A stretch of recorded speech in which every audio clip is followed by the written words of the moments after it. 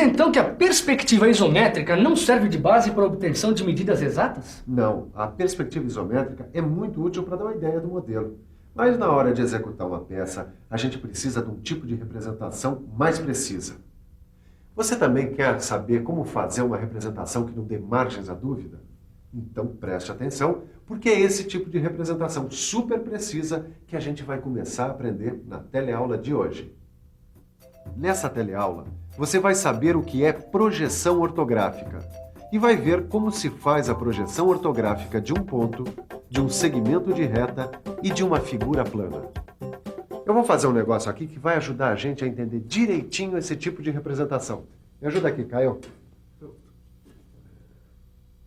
Se segura aí que a nossa teleaula está começando.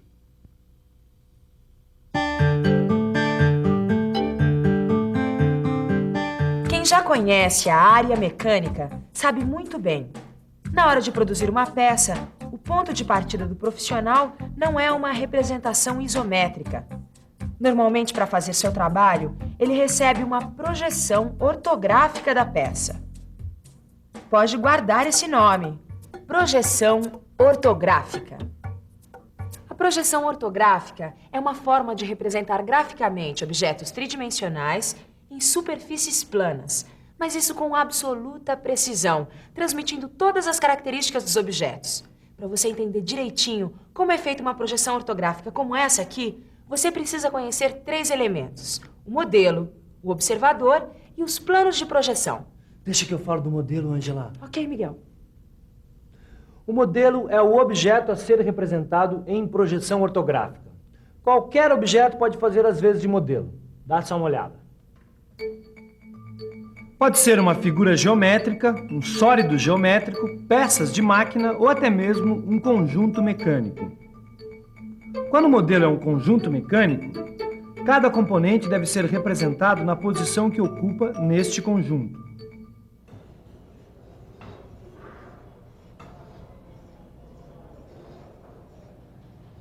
Chega de modelo, seu Tito. Agora nós vamos falar sobre o segundo elemento, o observador. Tito, você consegue imaginar que elemento é esse? Bom, o observador sou eu que estou observando a peça. Se eu olhar de frente, eu vejo um modelo assim. De cima ele fica assim e de lado assim. Agora atenção, em projeção ortográfica, para que o modelo seja representado em sua verdadeira grandeza, isso é, sem deformação, a gente deve imaginar que o observador está a uma distância infinita do modelo. Bom, chega do elemento observador, cara. Vamos ver agora o terceiro elemento. Você lembra qual é? Bom, a gente já viu o que é modelo e o que é observador. Falta então... plano de projeção. Isso mesmo. Olha, e é bem simples. Plano de projeção é a superfície onde a gente representa o modelo. Bom, você já foi ao cinema. Claro. Onde é que o filme é projetado? Numa telona enorme. Isso aí. Você está querendo me dizer que a tela do cinema tem a ver com plano de projeção? É isso aí, Caio. A tela de cinema é um exemplo de plano de projeção. É claro que no desenho técnico a gente representa os planos de projeção no papel, em posições que facilitam o estudo das projeções ortográficas. Sabe de uma coisa, seu Ananias? Lá onde eu trabalho, um colega matou um montão de peças porque não entendia essa história de plano de projeção. O pessoal lá disse que ele interpretou o desenho no diedro errado. Agora, que história é essa de diedro? E você, também quer saber? Então preste muita atenção, porque o assunto agora é diedro. Imagine um plano na posição vertical, atravessando o espaço. Agora, imagine esse plano cortado por um outro plano horizontal. Observe que o espaço fica dividido em 4 regiões. Cada uma dessas regiões corresponde a um diedro, que são numerados assim: primeiro diedro, segundo diedro, terceiro diedro e quarto diedro. Repare que cada diedro é formado por um semiplano horizontal e um semiplano vertical. Aqui no Brasil, a BNT estabelece a representação no primeiro diedro, como acontece na maioria dos países. E no nosso curso não podia ser diferente. Na hora de projetar um modelo, ele vai estar aqui no primeiro diedro. Vai, fala você. É muito simples. A primeira coisa a fazer na hora de ler e interpretar um desenho técnico-mecânico é saber em que diedro o objeto está representado. Normalmente é no primeiro, mas por via das dúvidas, é só procurar o símbolo que indica em que diedro o objeto está representado. Aqui está. Esse é o símbolo que indica que o desenho do modelo está no primeiro diedro. O símbolo fica aqui, olha, no canto inferior da folha. Aí está, primeiro diedro. Às vezes o desenho técnico vem representado no terceiro diedro. E esse é o símbolo que indica que o desenho do modelo está no terceiro diedro. Olha só a diferença que dá usar diedros diferentes. Aí está o nosso modelo com rebaixo. No primeiro diedro, ele fica assim. E no terceiro diedro, assim. Repare que existem diferenças. Para executar corretamente uma peça, é preciso conhecer bem cada tipo de projeção. No nosso curso, a gente vai seguir a ABNT. Assim, daqui para frente, tudo que a gente falar se refere à projeção no primeiro diedro. Dá uma olhada aqui na minha obra. Essas duas chapas aqui, que representam o semiplano vertical superior e o semiplano horizontal anterior, vão nos ajudar a entender direitinho as projeções ortográficas no primeiro diedro. Nossa, cada não, seu Ananias. Semiplano vertical superior, semiplano horizontal anterior. Não dá para simplificar isso, não? Então vamos simplificar. A partir de agora, este aqui é o plano vertical e este aqui o plano horizontal. Ah, agora sim, agora está no ponto.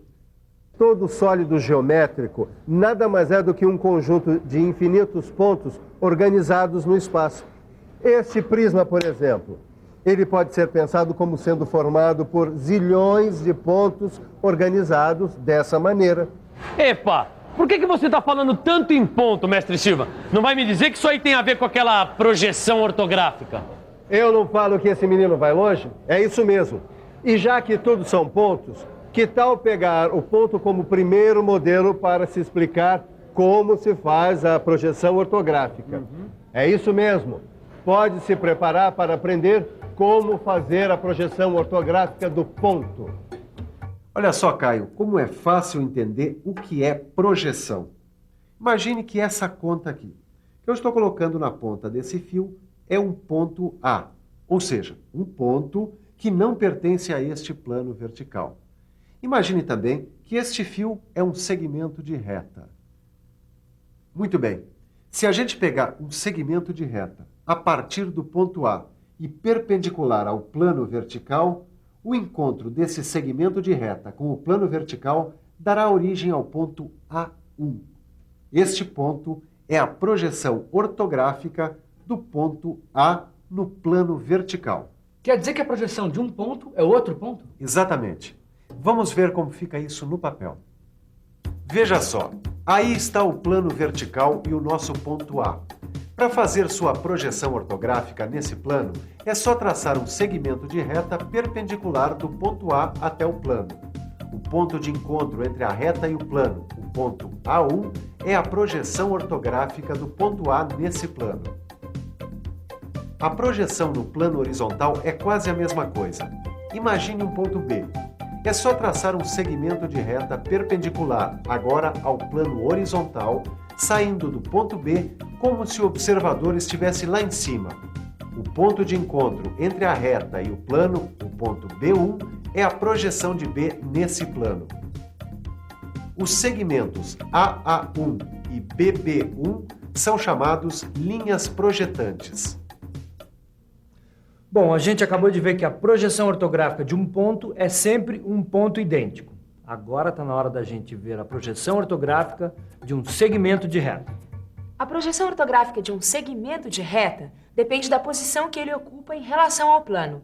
Olha só, imagine que esse canudinho aqui é um segmento de reta e esse tampo de mesa um plano horizontal.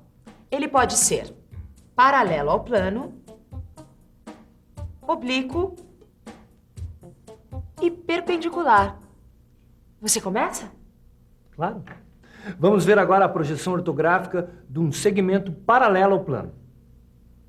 Aí está nosso segmento AB paralelo ao plano vertical, observado nessa direção. Traçando as linhas projetantes pelos pontos A e B, a gente determina os pontos A1 e B1. E unindo A1 e B1, a gente tem o segmento A1-B1, que representa a projeção do segmento AB. Agora repare que os segmentos AB e A1B1 têm o mesmíssimo tamanho. Isso sempre acontece quando o segmento é paralelo ao plano onde ele é projetado. Nesse caso, a projeção ortográfica representa o modelo em verdadeira grandeza, sem deformação.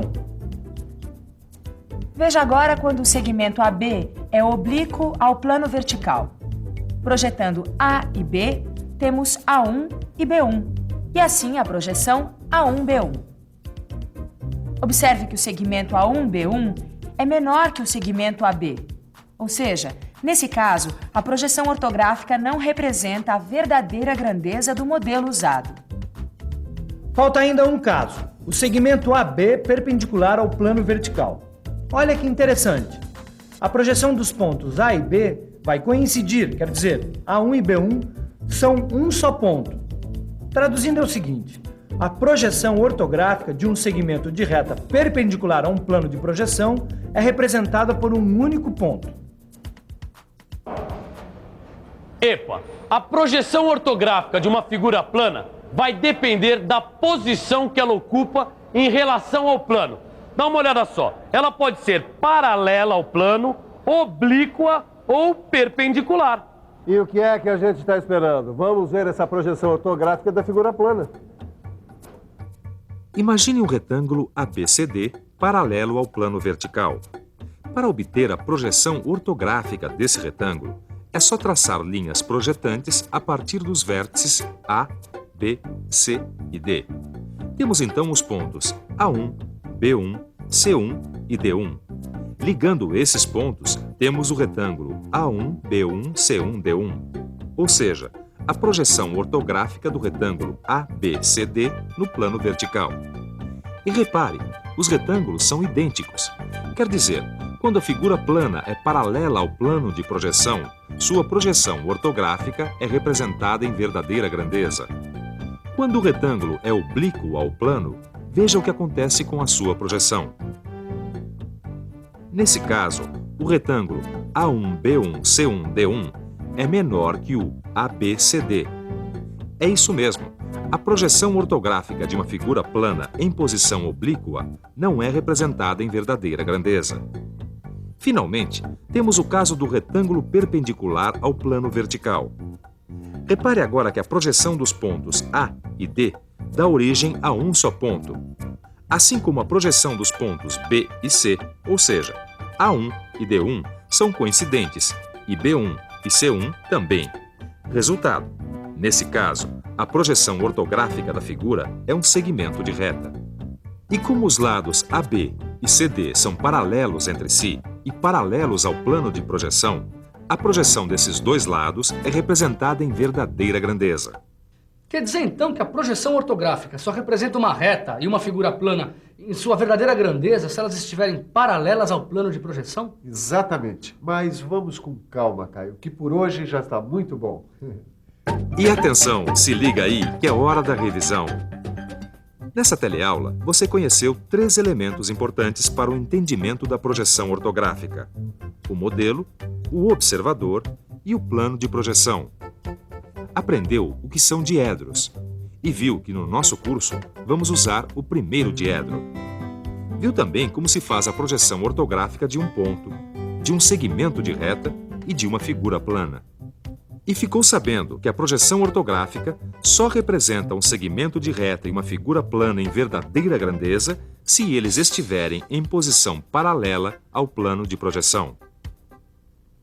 Bom, Hoje a gente deu um grande passo para começar a entender como se lê e interpreta um desenho técnico-mecânico. é claro que o Miguel está falando da projeção ortográfica. Ela é realmente a base de todo desenho técnico. Mas esse assunto está apenas começando, hein? Você sabe muito bem que... Para não dar um passo maior que a perna, a gente tem que estudar tudo com muita atenção. Então, ao estudo. Na próxima teleaula, tem mais.